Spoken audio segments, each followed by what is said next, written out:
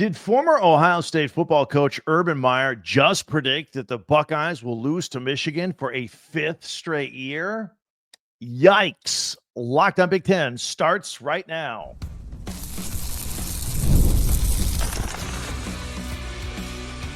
You are Locked On Big Ten, your daily podcast on the Big Ten Conference. Part of the Locked On Podcast Network, your team every day. Welcome to Locked On Big Ten. I'm Craig Sheeman, 40 years as a sports talk show host and play-by-play announcer, and want to thank you for making us your first listen each and every day. We're free and available wherever you get your podcasts and on YouTube. It's part of the Locked On Podcast Network, your team every day. Hit that free subscribe button down below so you never miss a single episode. Today's episode is brought to you by Game Time. Download the Game Time app, create an account, use the code LOCKEDONCollege for $20 off your first purchase. So, will the defending national champion Buckeyes lose a fifth straight time to Michigan? What does Urban say? Plus, we got some Big Ten news, transfer portal, swapping out, all this kind of stuff, and our Tuesday tweets, which we always love. We'll have that here. Some great ones here today. So, both Michigan and Ohio State have wrapped up spring practice. Their respective spring games are all done. And of course, Ohio State's was a week ago. Michigan was just this past Easter weekend. And now we begin the countdown to the 2025 college football season. That means it's time for prediction season. And Urban Meyer is getting a jump on everybody. He just made some predictions about the 2025 Ohio State Buckeyes on his Triple Option podcast. Vegas, by the way, FYI, has the Buckeyes at 10.5 wins this year. All right. So Urban Meyer looked at that. He goes, you know what? Vegas has it right. And he sees the Buckeyes winning at least 10 games. And that's in the regular season, of course. And that would match their record from last year at 10-2. And then he followed that statement by saying, I got them at 10 wins. He was more specific, kind of dialed it in, not the at least. He says, I got them at 10 wins. All right. Great. Nothing alarming. Nothing crazy about that statement. I would agree with him. A 10-win Buckeye team is going to the college football playoffs every single year. Not a problem, right? And with young but very talented quarterback Julian Sayin, presumably in charge of the offense all year, a 10-2 season and a playoff appearance, I think that'll be a great accomplishment coming off their national championship season. All right, everything's cool so far. But hold on. Let's look at the Buckeyes' schedule for just a minute. There's 3 really tough games on the schedule. All right? Texas, Penn State, Michigan. And by the way, Urban generously insinuated some respect for the game at Wisconsin on their schedule as well. But look, the Badgers are not at this level yet. But all due respect to Urban Meyer for throwing them in there. But in Urban's mind, which 2 of these 3 games, Texas, Penn State, Michigan, do you think Ohio State's going to lose this year if they are going to finish at 10-2? Texas will most likely come in most playoff ready right from the get-go. Going to be a tough season opener. It's going to be a tough game for the Buckeyes, but it'll be at home. So they got that going for them. Maybe they'll win the game. That hype for that game is going to be tremendous. Oh, I can't wait. It's going to be phenomenal. Arch Manning is going to be under center for Texas. See Julian Sayin for real. I mean, can't wait. Must see TV, must listen, must see podcasts. We're going to be talking about it. Now, Arch has some experience, but this will be the first time he's like the real QB1. No more Quinn Ewers. The whole country's going to be watching to see him too. Going to be a lot of pressure on him for that game. Entire country is going to be locked in. Meanwhile, again, Julian Sayin's first start, the excitement of that after all the hype. All this in front of a national television audience. So let's just say, hypothetically, that the Buckeyes come up short in that game. Play a great game. Texas wins, field goal at the end, whatever. It's a loss. Let's just say, hypothetically. I'll give you a scenario in which they win. We'll play it all out. By the way, I think both teams are playoff teams, and that means that both teams, whoever loses this game, no big deal. No big deal. It's a non-conference game, early season game, ranked opponent. This will hurt neither team's chances of getting into the playoffs if they lose the game. All right, so we're fine. That's the one benefit of a 12-team playoff. So a second loss, if they lose the Texas game, would presumably come at the hands of Penn State or Michigan. All right, let's look at that. This should be the best Penn State team that James Franklin has ever had. Drew Aller will be the most experienced quarterback in the Big Ten this year. It's now or never for James Franklin and Penn State to win these big games.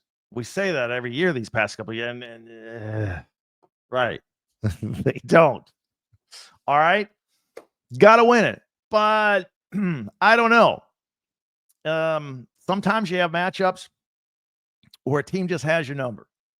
And this has been the case with Ohio State over Penn State. Plus, this game is at Ohio State. Big tilt in the Buckeyes' favorite. And the game is November 1st. Also in the Buckeyes' favorite. Ryan Day and the Buckeyes, they should be in true midseason form now. Julian saying early, maybe get some wrinkles knocked off early in the season. By now, he should be in the flow of things, I would think. And if there are any early season hiccups in the defense, transitioning with new defensive coordinator Matt Patricia, that should all be ironed out by November 1st. Ohio State should be humming at this point. Bad news for Penn State.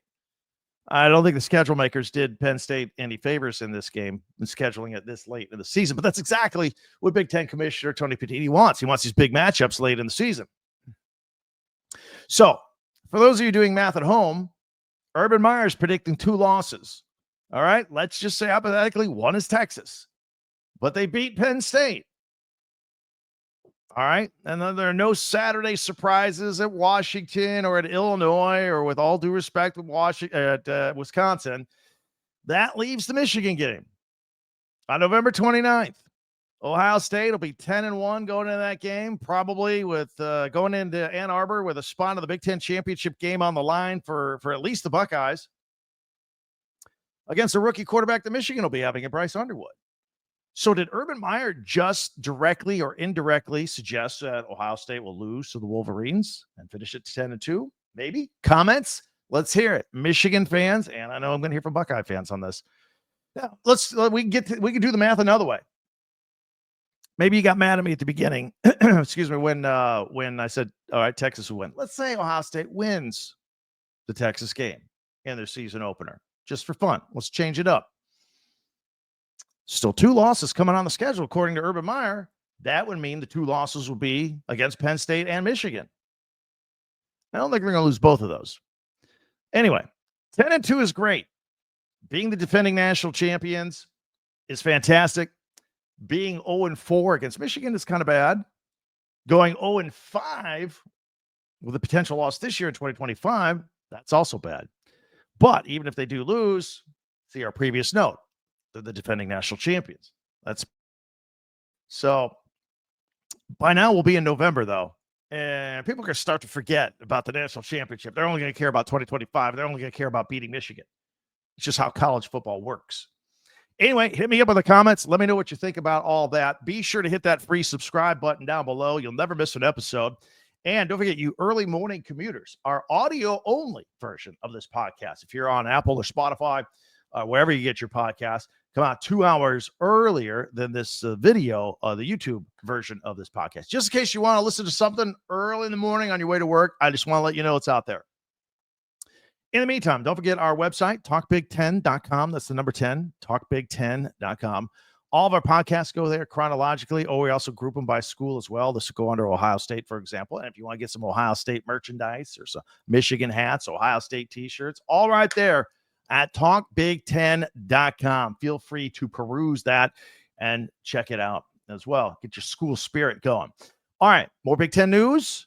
UCLA and Tennessee, I think they're just going to swap quarterbacks. I'll explain that. We'll have portal news and our Tuesday tweets. That is all coming up next right here on Locked On Big Ten.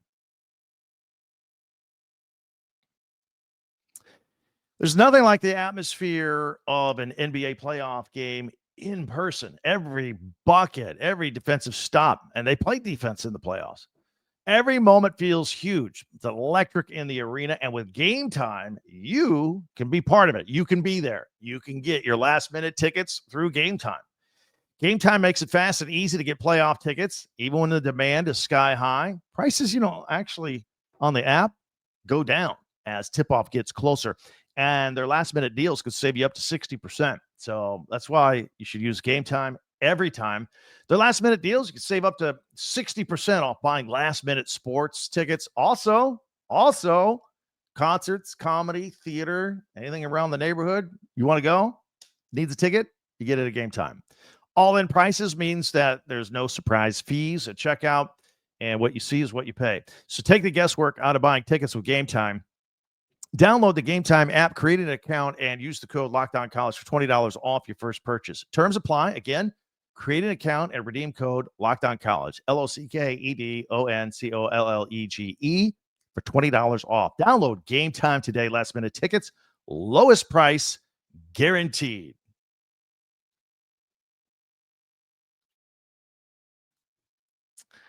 All right. I want to thank everybody for making Locked On Big Ten your first listen each and every day, especially you everydayers out there. Meanwhile, be sure to hit that free subscribe button down low, share, follow, and like Locked On Big Ten, your team every day. Don't forget to check out our website, talkbig10.com. So, the Tennessee Vols and the UCLA Bruins, they're trading quarterbacks, basically. I mean, not literally. You don't do trades in college football, right? Not yet. Can you imagine the day when we're starting to trade 19-year-olds like they're NFL players? Why not? Everything else we do like the NFL.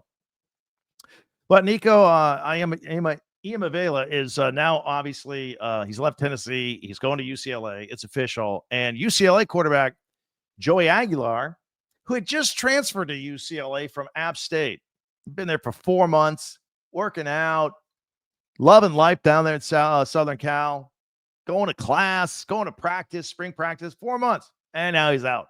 He's transferring to Tennessee. He's going to fight for that open spot that Nico left behind over there. So we'll see. There was no place for him at UCLA anymore. Josh Heupel did say that the Vols were looking for a quarterback after their financial spat with Nico, and this looks like the guy that they found. He has put up some big numbers in his day. Threw for over 6,700 yards and 56 touchdowns in 2 years at App State. And before his arrival in Boone, North Carolina, he played 2 seasons at Diablo Valley Community College, where he threw for 3,000 yards and 21 touchdowns. So you might be going, hey, he played 4 years. What's the deal? Well, he got that extra year of eligibility because of the recent NCAA ruling that junior college transfers all get an additional year. That ruling, I believe, just came out in December. Got to take advantage of it, play an extra year of ball. Meanwhile, the USC Trojans got an offensive lineman after a visit this weekend. 3-star Denver product, Kanan Smith, has committed to Lincoln Riley. He reportedly had offers from UCLA, Michigan, Penn State, and Colorado State. Decided to go to USC. Said he liked the idea of going to a blue blood with a legacy of winning at USC. Big guy. He's 6'5", 290 pounds. And the Trojans, let's talk about them for a minute here. They just keep rolling with these projections for the class of 2026. For a time, quite a while, they were ranked number 1 in the country. The latest composite rankings have them dipping just to number 2. Still very impressive. That's in the country, number 2. They're still number 1 in the Big Ten in recruiting. They got 23 commits already for 2026. That group includes 2 5-stars, linebackers Xavier Griffin and RJ Simmons. And they have 4 top 100 prospects and 12 blue chippers. Lincoln Riley, they got that new general manager in there. Things are starting to roll at Troy. So keep an eye on that. Anytime we find anybody out, they're still out there, still looking for more people. Hey, Michigan State fans, remember Maverick Hansen? Of course you do. I mean, at 6'4", 300 pounds, he's hard to miss, right? He played 53 games, 5-year letter winner at Michigan State. And as we approach the NFL draft, he is drawing some interest from some NFL teams on offense. Defensive tackle, interest on offense. At least one team, the Indianapolis Colts, is very interested in his services on the offensive line. Now, I've heard some projections. I don't know. He may be a day 3 draft pick. He may have to go the free agent route, undrafted. Nothing wrong with that if you find the right spot. He was a 2-way player in high school. Most of his recruiting interest was as an offensive lineman, but he wanted to play defense. And Michigan State, his dream school, said, you know what? here's a scholarship. It was late in the game, too. He goes, we'll give you a scholarship, and you know what? You can play defense. So that was back in the Mel Tucker era. So he did. He played defense for Michigan State all this time. However, during his pro day, word had gotten out that maybe some teams would be interested in offense. So he did both defensive and offensive drills at his pro day. He says it was exhausting doing all that. 24 teams were in attendance, though, checking him out. So we'll see. He said he'd prefer to play defense in the NFL because that's where he's been playing all these years in college. But he's open-minded about the offensive line, basically whatever it takes. Look, if that's what it's going to take to get you in the NFL, you're going to learn how to play some offense. If he does make the move, probably be more of a project, special interest group. I don't know, maybe even a practice squatter. I don't know. We'll see how this plays out. But I want to make you aware of this so we can keep an eye on the story because I think it's pretty interesting. Let's go to baseball real quick. We got our players of the week.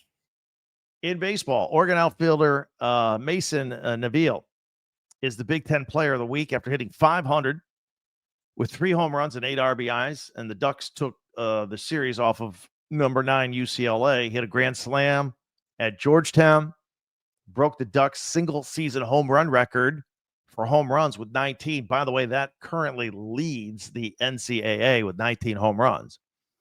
Pretty good overall week for Oregon. Grayson Grinsell was named the Big Ten Pitcher of the Week, got his first career complete game in that 2-1 win over UCLA, held the Bruins to 2 hits over 9 innings, and at one point retired 10 in a row. Overall, he struck out 7 and walked 1. Freshman of the Week honors goes to Indiana third baseman Will Moore. He hit .500 this week in a series over Maryland. He is the 4th, check this out, he is the 4th different Hoosier to win freshman of the week or rookie of the week in the Big Ten. A lot of good young players in Bloomington on this baseball team. Keep an eye out them in the future. And softball, Ohio State junior Skylar Lyman, Big Ten softball player of the week, hit .600 in 4 games as the Buckeyes beat Dayton and swept rival Michigan for the first time ever. She homered in 3 consecutive games. And maybe this is my favorite story here. We'll go to gymnastics for a minute. Michigan, right? Michigan gymnast Paul Juda helped Michigan clinch a national championship over the weekend on vault. And then he celebrated, went right over to fellow gymnast and girlfriend, Reina Gugino, and asked her to marry him. Boom. By the way, she said yes. Very good. All right, coming up, we got our Tuesday tweets. Got a lot of Michigan stuff. I mean, we just had their spring game. Last week, we had Buckeye stuff. You know what? I got more Buckeye stuff, too. I got it all. Hit me up on Twitter or X at Talk Big Ten. If I see something on there, I'll put it on this segment. That's coming up next right here on Locked On Big Ten. Baseball season is in full swing, and there's no better way to get into the action than with Prize Picks, the best place for daily fantasy sports. With Prize Picks, you pick more or less with stats with at least 2 player projections, and you put them together.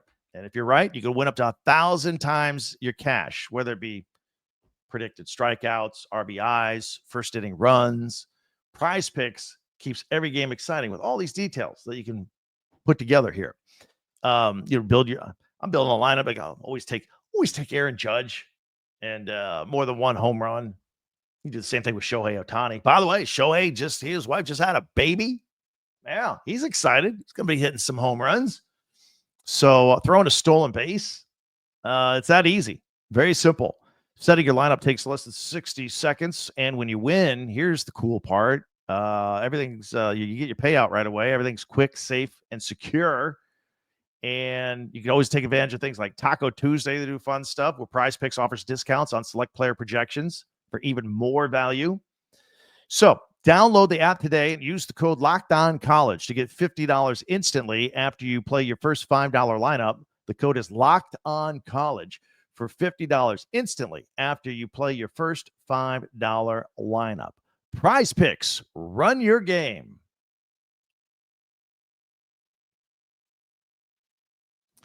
All right, it is time. We always do a feature at the end of the program. Tuesday, we like to do Tuesday tweets. So we're going to put them up here. and check it out. If you're audio only, no problem. I'll describe what's going on in detail and help you follow along here, first of all. All right, so first one on the board is from at UCLA football. It's a picture of Nico in a nice Bruins uniform, gold helmet, white jersey, gold pants, looking good. UCLA, Nico is officially a Bruin. Welcome to Westwood, it says here. That's from at UCLA football. All right, let's see what else we got. And, this is from a few years ago. Remember when Jim Harbaugh was the head coach at Michigan? He took the team on some trips, including at the Vatican. Met with Pope Francis, who sadly passed away on Monday. Presented him with a Michigan helmet and I believe some shoes, if I remember correctly. Here's a picture of that meeting. Jim Harbaugh proudly presenting the Michigan helmet to Pope Francis. Pope Francis was a soccer guy, but nevertheless, I thought I'd put that in here. This is from at Red Ranger. Rest in peace, Pope Francis. Some more Michigan stuff. Spring game on Saturday. This is Blake Corum, former running back of Michigan, coming back to help out. Talking with Justice Haynes ahead of the spring game. Haynes coming over from Alabama in the transfer portal. All right, let's see. I think we got some more Michigan. Here's just a good look at Bryce Underwood. This is from at Christopher Breller. Found this and just says number 19, hashtag go blue. Good look at the true freshman quarterback, Bryce Underwood. That was a great picture. Make that into a poster. Meanwhile, here's some more at Big Ten Gymnastics, all-around champ, Fred Richard from Michigan. There was his overall all-around score of 84.264. National champion. Michigan getting done. He got it done as well. So congratulations to Michigan Gymnastics. Here is one from at Big Ten. The Michigan Wolverines are the outright women's tennis Big Ten champions. A picture of the girls all huddled up. Big Ten champs. The official winter season's winding down here. Here's one from at Ohio State football. We did a lot of Michigan there, so we got to balance it out a little bit here. It is a collage of Michigan or Ohio State players and some coaches. 167 draft picks since 2000, the most out of any school at Ohio State. The draft is Thursday. We'll see how many Buckeyes get drafted here this weekend as well. Speaking of Ohio State, here is at Ohio State men's lacrosse. Another championship, a Big Ten championship. Beat Michigan to do it. A collage of the players and their coach. Congratulations to them. Hashtag go Bucks. All right, you might not know what this is. This is a bicycle race at Bloomington. It's called the Indy 500, right? Well, they got the Little 500. It's a festivity all week, and it caps off with a bike race. They got a stadium with a bike track in it there on campus. Not many campuses have that. You ever see the old movie Breaking Away? Yeah, it was a big movie, I believe. I'm going off memory here. Might have been like in 1978. It was a great movie. Dennis Quaid was in it. Young Dennis Quaid. Check it out. Breaking Away. It's about the bike race on campus. I went to Indiana, so this was like my favorite event of the year every year. Very cool. All right. We got from at fightonstate.com, Penn State, obviously. What an honor. At Penn State hockey coach, Guy Gadowski, named Coach of the Year by Everything College Hockey. Congratulations. We are Coach of the Year. That was phenomenal. They were in last place at one point and then really finished off strong. All right, here is from at Sickos Committee. Let's see what they have. Congrats to Michigan and Oklahoma, our final two winter NCAA champions. The winter NCAA sports season is officially closed. And a close look at this. Listen, every sport, every team logo, and it is 35 of them, 35 sports. And I'm sitting here looking across here, and we got Michigan gymnastics in there from the Big Ten, Wisconsin, ice hockey. We've got where else? We got some Big Ten here. I'm looking at this Southern Cal, Indoor track, Oregon. Indoor track, women's. Yeah, so USC was men's. Oregon is women's. And Penn State wrestling. How can you forget that? Penn State wrestling. So congratulations to all the 2025 Winter NCAA champions. I thought that was a pretty cool graphic. And then we have this from at the Clark Report. Keeping an eye on Caitlin Clark, the former Iowa basketball star, had the second highest jersey sales of any basketball player to end 2024, only behind Steph Curry. Steph Curry had the most jersey sales. Caitlin Clark, 2. Jalen Brunson, Jason Tatum, and LeBron James rounding out the top 5. Luka apparently making it into the top 10. She beat them all, except for Steph. That's pretty good. Anyway, those are our Tuesday tweets. Hope you enjoyed those. We do them every Tuesday. And if yours is out there, you send it to me. I'll put it on. If we can find it, if it looks good, catches our attention, we love doing that. We always have features at the end of our podcast. We do our top 10 Big Ten observations from the weekend every Monday, Tuesday tweets. Wednesdays, we power rank stuff. And in fact, tomorrow, I think we're going to power rank Big Ten quarterbacks. Now that the spring is over, we got to look at, for the most schools, we got to look at Bryce Underwood. We got to look at Julian Sayin. Nico is now at UCLA. We're going to rank them. That's what we do, power rankings on Wednesday. That's in tomorrow's podcast. Thursday, we look ahead to the weekend of the Big Ten Network and highlight Big Ten classics and live action. And Friday, we pick something or look at odds. It's always a good time when we do that. Many ways for you to interact with us here on this podcast. Oh, by the way, tomorrow we're going to talk about Oregon and Dan Lanning and whether he will go to the NFL. Obviously not this year. What about after that? Tell your Oregon friends about that tomorrow. Many ways for you to interact with us here on Locked On Big Ten. There's Twitter or X at Talk Big Ten.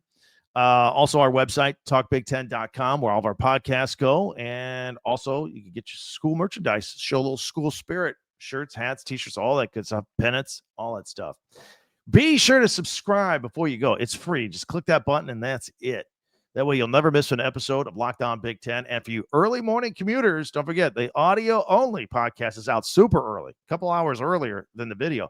Apple, Spotify, wherever you get your podcasts, it's out there. If you have an early morning ride to work and want to listen to us, we're there.